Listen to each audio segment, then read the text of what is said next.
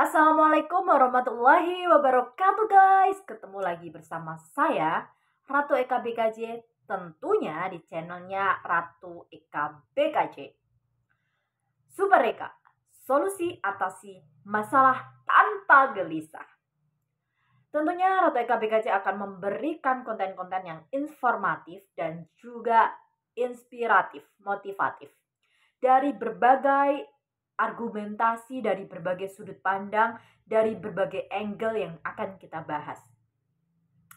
Kalau kemarin saya ngajak kalian semuanya jamaah Ratu EKBKJ untuk ngebahas soal syariat Islam fikih tentang khidmat suami terhadap istri. Lalu hari ini kita akan ngebahas apa guys? Ya, kita nggak jauh-jauh, hari ini kita bahas lagi soal syariat Islam, tapi beda tema ya, beda angle. Kali ini kita ngebahas soal hukum jilbab atau kerudung menurut tafsir klasik dibandingkan dengan tafsir kontemporer. Oke, ngomong-ngomong soal jilbab atau bisa dikatakan kerudung, apa sih yang terfikir di benak kalian gitu? Tentunya yang selama ini tidak asing bahwasanya jilbab dalam teks yang tertulis di Al-Quran perintah untuk menutup aurat itu seringkali ditafsirkan, dipahami masyarakat umum sebagai kerudung yang panjang, kerudung yang tidak transparan, kerudung yang tidak memperlihatkan rambut, yang tidak memperlihatkan lekuk tubuh dan sebagainya. Itu kerudung yang biasanya kita pahami dalam menutup aurat gitu ya.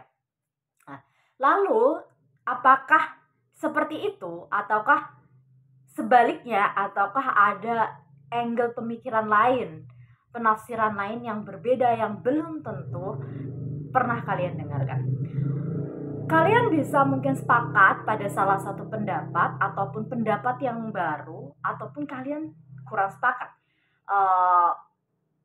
Kita welcome, terbuka, karena memang dalam sebuah teks ayat Al-Quran itu bisa ditafsirkan melalui asbabul nuzulnya, kalau dalam hadis asbabul wurudnya.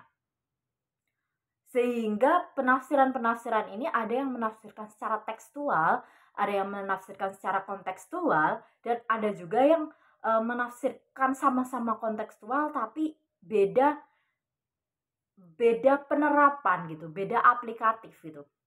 Oke, sekarang akan kita bahas tentang hukum kerudung atau jilbab, perbandingannya antara pendapat ulama tafsir klasik dibandingkan dengan tafsir kontemporer. Pertama kita akan ngebahas soal hukum kerudung atau yang kita kenal sebagai jilbab pada tafsir klasik. Tafsir klasik itu cenderung tafsir yang mana banyak dipakai di seluruh dunia, yang kebanyakan selama ini banyak dipakai ya. Atau kalau di Islam itu disebutnya adalah ulama yang mansyur, ulama yang besar, yang kelompoknya itu banyak diikuti, yang umum, atau bahasa lainnya adalah ulama yang umum diikuti atau yang sudah dikenal, yang sudah, kalau dalam bahasa Islamnya itu yang sudah mansyur ya, yang sudah populer lah bahasa lainnya. Nah, itu ada pada tafsir klasik. Salah satunya adalah tafsir Ibnu Katsir.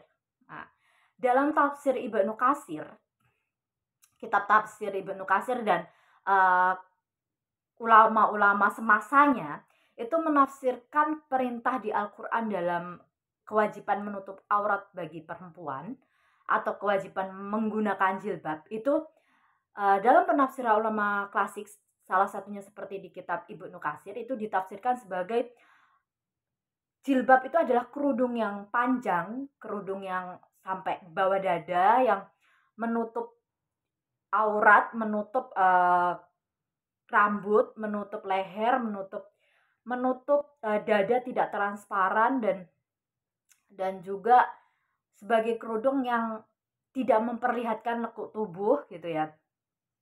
Ini penafsiran jilbab menurut ulama klasik, salah satunya Ibnu Katsir. Jadi sebuah kerudung yang dia panjang, yang diulurkan ya kan, yang mengulur panjang sampai bawah dada, yang tidak transparan, yang tidak terlihat warna kulit, terlihat rambut, yang tidak terlihat lekuk tubuhnya. Nah, ini adalah tafsiran jilbab dalam ulama klasik yang selama ini banyak dipakai umat Islam di seluruh dunia, termasuk salah satunya di Indonesia. Ini penafsiran terhadap ayat jilbabnya. Tapi di ulama klasik yang lainnya, yang non ahlus sunnah wal jamaah ya, menafsirkan jilbab ini lebih ketat lagi. Ulama klasik yang dia notabene non ahlus sunnah wal jamaah ya, itu menafsirkan jilbab itu bukan sekedar kerudung atau kimar, kalau bahasa Arabnya itu kimar. Kalau Ibnu Katsir menafsirkan jilbab itu cenderung ke kimar ya, ke kimar. Jadi cenderung ke kerudung panjang yang tidak transparan, yang menutup hingga dada, yang tidak terlihat rambut, tidak terlihat leher, yang tidak terlihat warna kulitnya gitu ya. Nah, terlihat hanya wajahnya saja. Tapi ada ulama klasik yang cenderung lebih ketat lagi, yang lebih kaku lagi, itu menafsirkan jilbab itu adalah sama dengan seperti jubah. Yaitu jilbab itu adalah suatu pakaian, suatu hal yang menutupi dari atas sampai bawah. Sehingga kalau dari atas sampai bawah itu tidak mungkin hanya menutupi rambut atau menutup dada saja, bukan. Tetapi cenderung mendekati ke sebuah pakaian, atau kalau kita bahasakan lain adalah jubah. Nah, ini adalah ulama-ulama klasik yang cenderung lebih ketat atau lebih ekstrim, yaitu menafsirkan jilbab ini sebagai bukan hanya sebagai kerudung, bukan hanya sebagai kimar ya, tapi cenderung jubah, yaitu karena ditafsirkannya adalah jilbab itu adalah pakaian yang dia menutup dari atas kepala sampai bawah mata kaki gitu, sehingga cenderung diartikan sebagai jubah. Nah, makanya kenapa ada kelompok-kelompok gitu ya, kelompok-kelompok Islam yang agak ekstrim, yang agak fundamental itu dia sangat jarang memakai kayak misal kata celana ataupun pakai rok ataupun sejenis pakai baju-baju potongan, itu sangat jarang. Kalau kita pernah jumpai mereka pakai baju-baju hitam, jubah-jubah hitam, terus kerudung kimarnya juga sangat besar hitam. Nah, itu adalah penafsiran jilbab pada ulama klasik yang dia cenderung ketat gitu. Yang dia atau kalau di Islam itu biasanya di Islam di Indonesia ya, itu biasanya dicap Wahabi gitu kan. Kalau di Indonesia, tapi itu sebenarnya tidak selalu seperti itu. Cuman kalau di Indonesia diidentikan seperti Wahabi kayak gitu. Tapi sebenarnya bukan berarti Wahabi aja gitu, enggak. Tapi yang jelas itu adalah pendapat ulama klasik yang notabene non ahlus sunnah wal jamaah gitu. Nah, itu mengartikan jilbab itu cenderung ke jubah, yaitu pakaian yang menutup dari atas sampai bawah gitu, yang tidak transparan, yang tidak terlihat lekuk tubuh, yang dari atas sampai bawah, atau dalam bahasa lainnya jubah. Nah, ini adalah ulama-ulama klasik, ulama tafsir klasik yang selama ini telah dipakai oleh banyak umat Islam, baik itu yang notabene ahlus sunnah wal jamaah maupun yang non ahlus sunnah wal jamaah. Nah, ketika kita ngebahas ini mungkin udah nggak asing ya bagi kita, karena kita udah banyak ngejumpai penceramah yang ngebahas kita harus pakai kerudung, kita harus pakai pakai jilbab gini-gini ya. Kita udah nggak banyak asing dengan tafsir klasik ini. Salah satunya seperti tafsir Ibnu Katsir ya, yang membahas jilbab itu cenderung ke kimar ya kan. Itu adalah penafsiran jilbab pada tafsir klasik. Salah satunya Ibnu Katsir dan lain-lainnya gitu. Nah, lalu di sini seperti biasanya Ratu Eka BKJ ingin menyampaikan sebuah informasi baru yang sebenarnya ini sudah banyak dikaji dan bahkan juga sudah banyak pengikutnya, terutama yang Islam kontemporer gitu ya, mengenai penafsiran perspektif baru terkait ini, terkait makna jilbab. Terkait makna jilbab itu ditafsirkan oleh ulama kontemporer. Nah, kalau di Indonesia nanti saya akan contohkan siapa ulama yang dia mengikuti penafsir kontemporer gitu. Jadi bukan berarti dia yang di Indonesia tidak tidak terlalu masyhur gitu. Bukan berarti dia tidak punya imam besarnya di kalangan ulama tafsir gitu. Tentu sangat ada gitu. Yaitu adalah tafsir kontemporer. Kalau yang tadi perspektif jilbab ditafsirkan oleh para ulama tafsir klasik, salah satunya seperti Ibnu Katsir dan lain-lain, maka saya akan menyampaikan informasi baru bahwasanya ada tafsir kontemporer. Tafsir kontemporer yang ngebahas, yang menafsirkan arti dari jilbab, perintah menutup aurat itu seperti apa.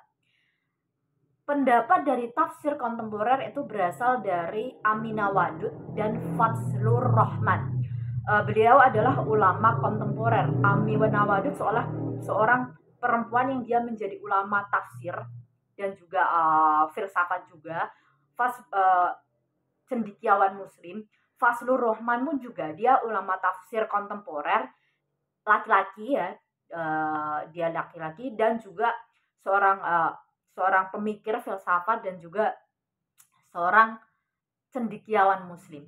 Nah, Aminah Wadud dan Fazlur Rahman ini sebagai tokoh tafsir kontemporer yang pengaruhnya sangat besar, dan tafsirnya ini juga tetap berdasarkan ayat Al-Quran, namun sifatnya menafsirkan secara konteks asbabul nuzulnya dan asbabul wurud akan turunnya sebuah ayat dan hadis mengenai jilbab.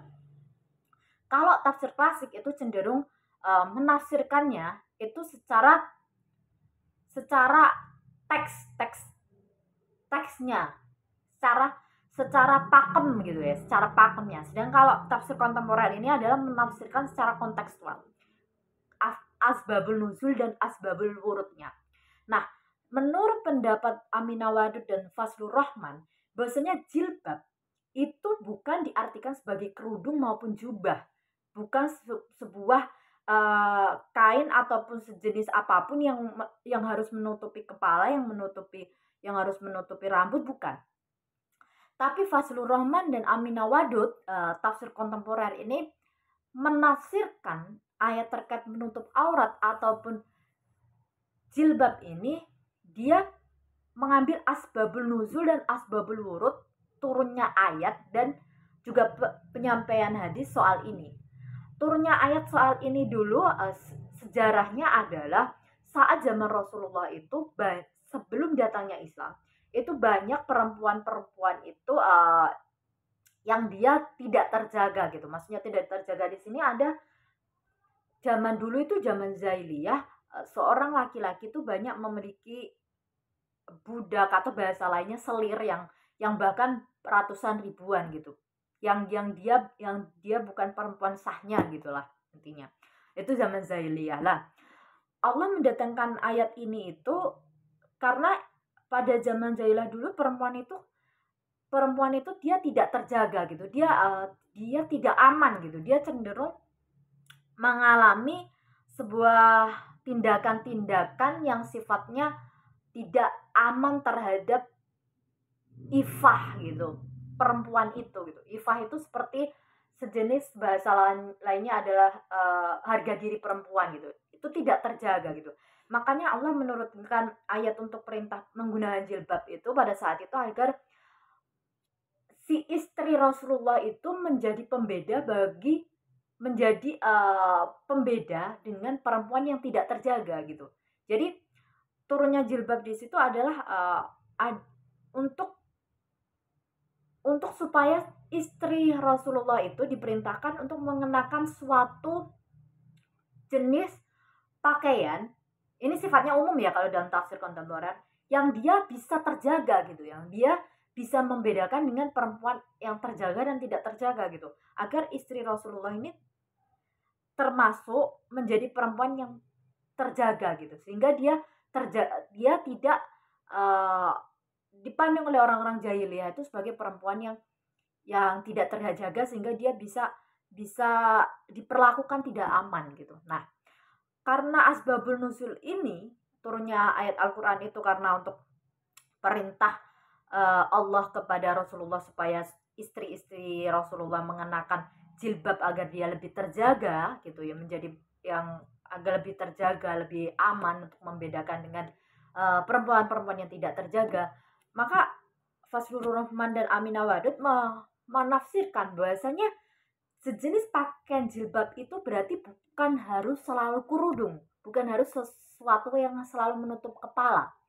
Tetapi menurut Fazlur Rahman dan Aminah Wadud, mengartikan jilbab itu berarti adalah jika pakaian itu sudah sesuai dalam uh, lingkungan negara yang dia aman gitu ya, yang dia terhormat, itu sudah dianggap sebagai jilbab.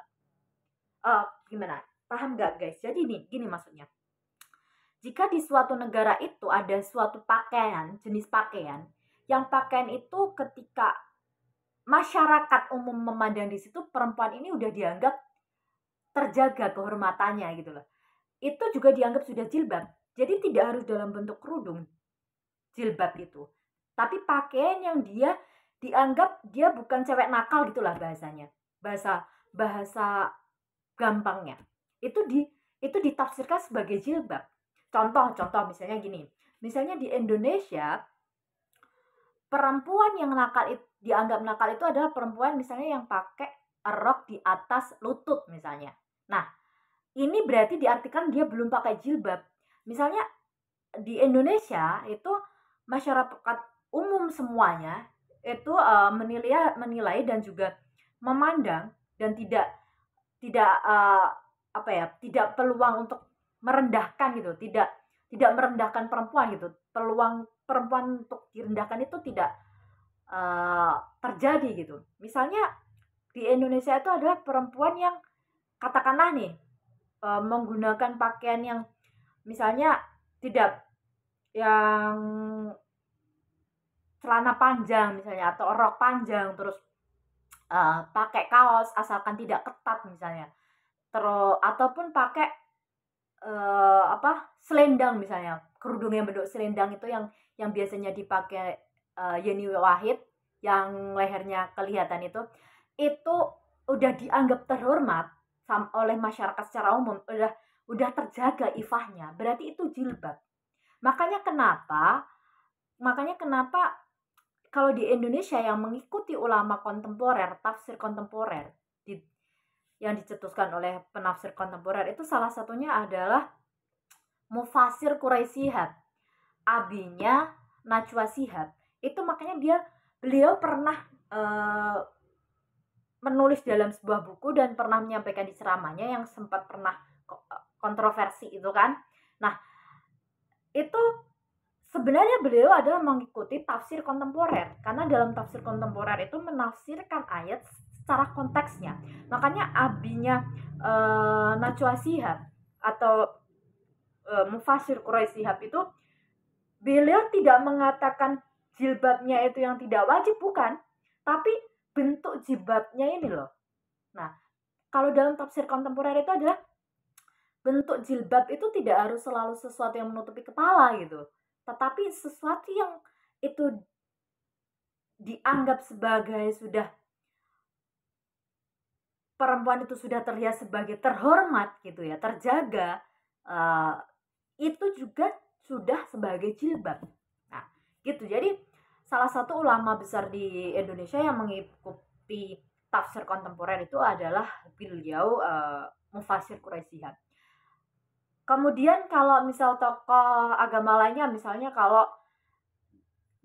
juga seperti Yeni Wahid. Saya pikir Yeni Wahid itu kenapa beliau menggunakan sejenis kerudung yang terlihat lehernya itu, insya Allah nih ya, insya Allah beliau sepertinya juga mengikuti tafsir kontemporer, yaitu tafsirannya Amin Nawadud dan Fazlur Rahman. Karena tafsir kontemporer ini menafsirkan ayat itu berdasarkan asbabul nusul dan asbabul wurudnya. Jadi tidak sekedar tekstual gitu. Jadi alasan kenapa Allah menurunkan ayat itulah dalam tafsir kontemporer itu dijadikan sandarannya. Oh, berarti kalau alasan Allah menurunkan ayat ini seperti ini, berarti jilbab itu bentuknya nggak harus kerudung atau nggak harus jubah. Bahkan sebenarnya kan dulu di zaman tafsir klasik pun kan ada perbedaan, kan ada yang mengatakan jilbab itu kerudung kimar, ada yang mengatakan jubah gitu kan ya. Nah, begitupun di tafsir kontemporer, makanya mengambil jalan tengah bahwasanya jilbab itu bukan nggak harus kimar, yang nggak harus kerudung, juga nggak harus jubah, tetapi sesuatu jenis pakaian yang itu dia sudah membedakan dengan dengan perempuan terjaga dan tidak terjaga, dan dia sudah dianggap sebagai perempuan yang ifahnya itu terjaga. Ifah di sini adalah perempuan yang punya harga diri gitulah bahasanya, bahasa lainnya. Itu juga dianggap berjilbab. Lalu ukurannya pakaian itu apa gitu misalnya. Misalnya nanya nih, Karatu, terus bentuk pakaiannya berarti apa? Nah, kalau di tafsir kontemporer itu dia tidak menyebutkan secara khusus pakaiannya apa. Beda di tafsir klasik. Kalau di tafsir klasik seperti Ibnu Katsir, dia menyebutkan secara khusus ciri-cirinya, dan bahkan cenderung mendekati itu kimar. Kimar itu ya sejenis kerudung yang panjang gitulah. Ataupun di tafsir klasik yang lain yang cenderung non Ahlus Sunnah wal Jamaah yang menganggap bahwasanya jilbab itu adalah jubah.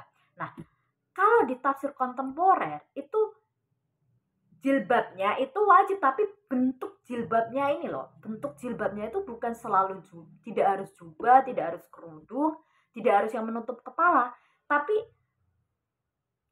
jilbab ini di sini ada diartikan sesuai asbabul nuzul dan asbabul wurud Allah menurunkan ayat tentang perintah jilbab, perintah menutup aurat ini karena supaya istri-istri Rasulullah itu beda dengan perempuan yang tidak terjaga gitu.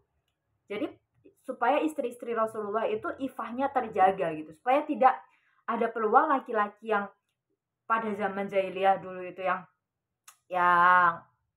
apa ya, yang ingin menciderai ifahnya perempuan itu tuh dia enggan gitu, dia sungkan gitu bahasanya. Dia nggak mau karena ifah dia sebagai perempuan yang terjaga gitu. Nah, jadi di tafsir kontemporer menurut Amin Nawadud dan Fazlur Rahman, segala jenis pakaian apapun sesuai di kultur budaya itu, kalau di kultur negara itu, kalau di negara itu orang pakai jenis pakaian itu udah dianggap dia terhormat, terjaga, bukan perempuan nakal, nah dia berarti sudah pakai jilbab.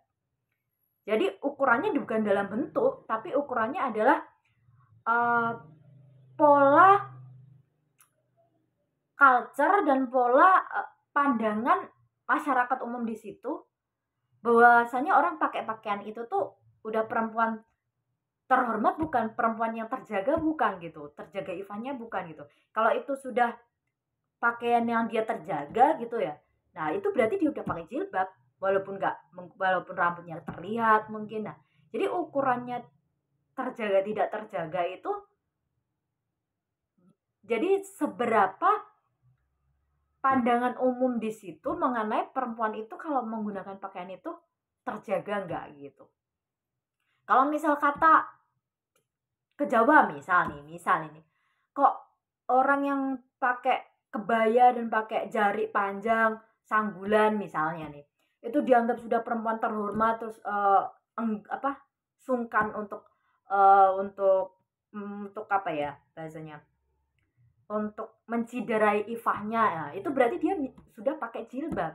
Misalnya lagi, kok katakanlah di mana ya, misalnya di Jakarta nih, misal perempuan yang katakanlah pakai kaos panjang, pakai celana panjang, itu misal kata udah dianggap sebagai perempuan yang terjaga gitu, yang ifahnya uh, tidak akan diciderai. Nah, berarti dia sudah pakai jilbab. Jadi ukurannya seberapa pakaian itu membuat dirinya terpandang terjaga. Nah, ukurannya di situ jadi kawan-kawan. Jadi tafsir kontemporer di sini dia menafsirkan ayat sesuai asbabul nuzul dan asbabul wurud, yaitu alasan Allah kenapa nurunin ayat itu, yang ditafsirkan itu sehingga dia nggak nyebutin secara spesifik jenis apa itu jilbab itu. Beda seperti tafsir klasik yang dia langsung merujuk, oh jilbab itu terkudung, kimar, jilbab itu jubah. Kalau di tafsir klasik jelas dia menjelaskan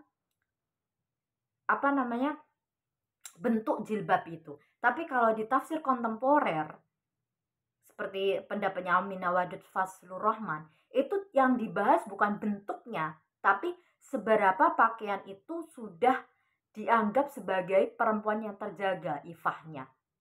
Seperti itu.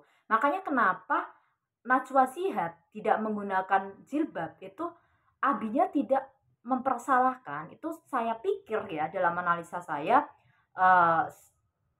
beliau adalah salah satu ulama Indonesia yang berkiblat kepada tafsir kontemporer gitu. Misalnya juga Yeni Wahid, kenapa menggunakan jenis kerudung yang lehernya terlihat gitu. Nah, saya pikir dalam analisa saya bahwasanya ya beliau salah satu juga ulama Indonesia perempuan yang berkiblat pada tafsir kontemporer gitu. Dan lalu kalau pertanyaannya gini teman-teman, yang benar yang mana? Karatu misalnya. Wallahu a'lam, yang tahu kebenaran tidaknya itu Allah. Kita pun kan dilarang untuk mengeklaim bahwasanya kita itu yang paling benar, atau salah satu contoh adalah sifat setan yang tidak mau bersujud pada Adam, ya kan? Karena dengan alasan bahwasanya Adam itu terbuat dari tanah, setan terbuat dari api, dan uh, tidak sepatutnya dia sujud kepada Adam, dan setan tidak mau sujud sama Adam itu kan juga dia berpikir bahwasanya sujud itu kan pada penciptanya gitu kan, pada Allah gitu. Nah, ternyata itu sama Allah dianggap sombong. Kalau setan saja dianggap sombong karena dia tidak mau sujud sama manusia, artinya berarti kalau manusia menganggap tafsirnya paling benar, atau tafsir yang diikuti salah satu itu yang paling benar, berarti dia termasuk yang sombong. Karena setan aja dia nggak mau sujud sama manusia. Ini sujud loh ya, karena sujud itu identik kan mengagungkan. Padahal ini sujud aja dianggap sombong, apalagi ketika menganggap tafsirnya atau tafsir yang diikuti itu paling lebih benar daripada tafsir yang lain. Tentu ini sebagai kesombongan yang tidak disukai oleh Allah gitu, sifat sombong. Makanya kalau dari berbagai tafsir ini, sikap kita sebagai umat Islam apa? Bersikap bijak. Kalau Anda lebih mantap, oh saya lebih mantap ikut tafsir klasik tapi yang versi Ahlus Sunnah wal Jamaah seperti tafsirnya Ibnu Katsir lah, bahasanya jilbab itu adalah kimar, kerudung. Ya oke, ikuti, tapi janganlah menyesatkan tafsir lain, karena tafsir para ulama tafsir itu mereka menafsirkan ayat bukan sembarangan gitu, bukan sekedar dibaca terus kemudian langsung diartikan, tidak, tetapi mereka mempelajari asbabul nuzulnya, asbabul wurudnya, semuanya ditelaah secara dalam, sehingga tidak tepat gitu. Tidak boleh ketika kita langsung kayak menganggap paling benar. Kemudian jadi sikap kita terhadap perbedaan tafsir ini adalah kita pilih tafsir yang kita mantap. Kalau emang mantapnya kita menganggap oke, saya ikut tafsir klasik Ibnu Katsir misalnya. Ya udah ikuti itu, tapi jangan menyesatkan tafsir lainnya gitu. Kecuali orang yang misalnya pakai alasan sendiri terus tanpa mengikuti ulama tafsir, ya kan? Gak jelas lah misalnya. Gak jelas ininya dasarnya. Nah, mungkin itu masih bisa dipermasalahkan. Tapi kalau yang dasarnya udah jelas, ada ulama tafsirnya, dan ulama tafsir itu dia menafsirkan juga sesuai asbabul nuzul dan asbabul wurud, bukan asal ngartiin dibaca atau diartiin doang, bukan asal terjemahan doang. Jadi kita nggak boleh asal menyalahkan gitu. Lalu kalau misalnya ada yang lebih mantap, saya kayaknya mantapnya di tafsir kontemporer deh, pendapatnya Aminah Wadud dan Fazlur Rahman, karena selama ini saya mengalami bahwasanya kalau nggak pakai itu kerudung penutup kepala juga tetap terjaga, misalnya ifah saya tetap terjaga, dan saya meyakini bahwasanya memang penafsiran secara asbabun nuzul asbabul wurud sesuai alasan Allah ini insya Allah tepat buat saya gitu ya. Ya udah ikuti itu kalau memang kamu tepatnya di situ gitu. Tapi juga jangan kemudian menyesatkan ataupun menyalahkan, tafsir yang klasik dulu udah jadul, harusnya nggak usah diikuti, nggak boleh seperti itu juga gitu, ataupun menyalahkan itu terlalu kalau ikut yang kayak tafsir kayak gitu tuh terlalu ekstrim, terlalu misalnya itu Wahabi, itu misalnya itu apa ya, teroris, ya nggak boleh seperti itu juga gitu, karena belum tentu juga seperti itu. Jadi tidak boleh saling kayak merasa benar sendiri atas tafsir yang diikuti. Tidak boleh juga menyesatkan atau menyalah-nyalahkan ataupun sesama saudara muslim gitu. Nggak boleh saling menjelek-jelekan gitu ya, menciderai keimanan sesama saudara muslim gitu. Jadi sikap kita sebagai umat Islam yang tentunya tidak bisa asal menafsirkan ayat sendiri, karena itu tuh perlu keilmuan tentang ini ya, tentang nahwu sorof dan lain sebagainya, keilmuan tentang tafsir Al-Quran, tafsir hadis dan sebagainya. Maka kita harus mengikuti ulama tafsir gitu. Jadi ikutilah ulama tafsir yang Anda mantap sesuai dengan diri Anda gitu ya. Tapi jangan menyalahkan orang yang mengikuti ulama tafsir yang tidak Anda ikuti. Sama seperti mazhab fikih juga. Kalau di Indonesia lebih banyak Syafi'i pengikutnya, di Arab udah beda lagi. Lebih banyak Hanafi, misalnya yang pakai baju-baju hitam yang apa? Misalnya yang mewajibkan cadar dan sebagainya. Nah, di dunia tafsir pun ya sama seperti fikih gitu. Jadi ada, kalau di dunia tafsir itu di dunia fikih itu disebutnya mazhab, kalau di dunia tafsir itu disebutnya ada tafsir, ulama tafsir. Di ulama tafsir juga sama, ada perbedaan-perbedaan itu gitu. Jadi ketika kita mengikuti ulama tafsir tertentu, kita ya harus mantap mengikuti itu dan juga tetap harus mempelajarinya, tapi juga tidak menyalah-nyalahkan sesama saudara muslim yang dia beda ulama tafsir yang diikutinya. Oke guys, gimana? Sudah tercerahkan? Oke. Kalau kalian sudah merasa tercerahkan dan mendapatkan informasi baru kali ini, makanya Ratu Eka BKJ bakal pamit guys, dan insya Allah kita akan ketemu lagi besok. Oke guys, sekian konten terkait hukum jilbab, penafsiran jilbab menurut tafsir klasik dibandingkan dengan tafsir kontemporer. Kalian pilih yang mana? Ikuti sesuai kata hati dan pikiran Anda, tapi jangan menyalahkan orang yang berbeda dengan Anda. Oke, Sampai jumpa lagi. Kalau ada pertanyaan boleh komen di kolom komentar. Kalau mau ada saran apa juga boleh. Terbuka untuk sharing, untuk saling bertukar pendapat. Oke guys, see you, bye. Wassalamualaikum warahmatullahi wabarakatuh.